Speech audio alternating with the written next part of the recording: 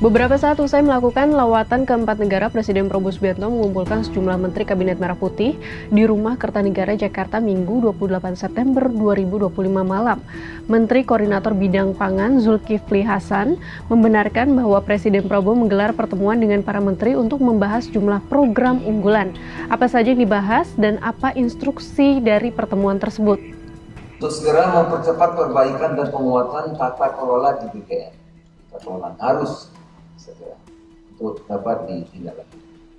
Pertama, SPPG yang bermasalah ditutup untuk sementara, dilakukan evaluasi dan investigasi. Jadi setelah pasca kejadian, sekarang mendapat perhatian khusus, harus atau wajib hukumnya, ya, setiap SPPG harus punya SLHS, harus. Disebut jika setiap satuan pelayanan pemenuhan gizi atau SPPG kini diwajibkan untuk memiliki sertifikat layak higien dan sanitasi atau SLHS. Sertifikat ini untuk memastikan proses produksi makanan untuk MBG terjamin keamanan dan kebersihannya. Menteri Kesehatan Budi Gunadisadikin menyebut setiap SPPG akan didorong untuk segera mengurus pemenuhan SLHS. Lewat sertifikasi ini setidaknya dapat mengontrol dan memastikan setiap SPPG telah memenuhi standar terkait kebersihan dan sanitasi dari proses produksi makanan.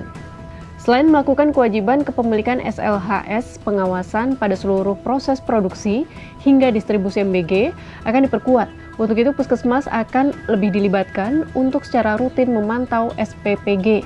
Budi menyebutkan pemantauan akan dilakukan mulai dari proses persiapan makanan, pemilihan bahan makanan, pengolahan, hingga penyajian dan penerima sasaran MBG. Diharapkan upaya ini dapat mencegah kejadian keracunan makanan kembali terjadi.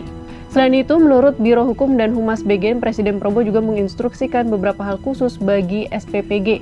SPPG diinstruksikan untuk merekrut koki profesional, dilengkapi dengan alat rapid test makanan, memiliki alat sterilisasi food tray, memasang filter air, dan dilengkapi CCTV atau kamera pemantau yang terhubung langsung ke pusat. Evaluasi juga dilakukan oleh BGN, Deputi Bidang Sistem dan Tata Kelola BGN Tigor Pangaribuan. BGN secara tegas telah melarang penggunaan makanan kemasan pabrik atau makanan ultra proses dalam program MBG. Hal ini sebagai respons dari masukan yang diberikan oleh DPR, pengamat, dan masyarakat luas. Sementara produk seperti biskuit, roti, sereal, sosis, nugget, dan makanan sejenisnya harus mengutamakan produksi lokal yang berasal dari UMKM atau produsen lokal setempat. Produk yang disajikan harus dipastikan memiliki sertifikasi halal, SNI, dan izin edar dari BPOM. Wakil Kepala BGN Nani SD yang menambahkan saluran pengaduan akan dibuka bagi masyarakat terkait pelaksanaan program MBG.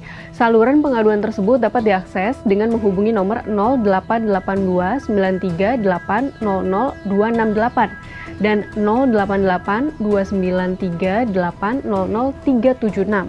Nomor tersebut akan beroperasi setiap Senin hingga Jumat pada pukul 09.00 hingga 22.00 WIB. Sahabat Kompas, apakah semua instruksi dan teknis perbaikan ini bisa segera direalisasikan agar kasus keracunan MBG tidak terulang lagi?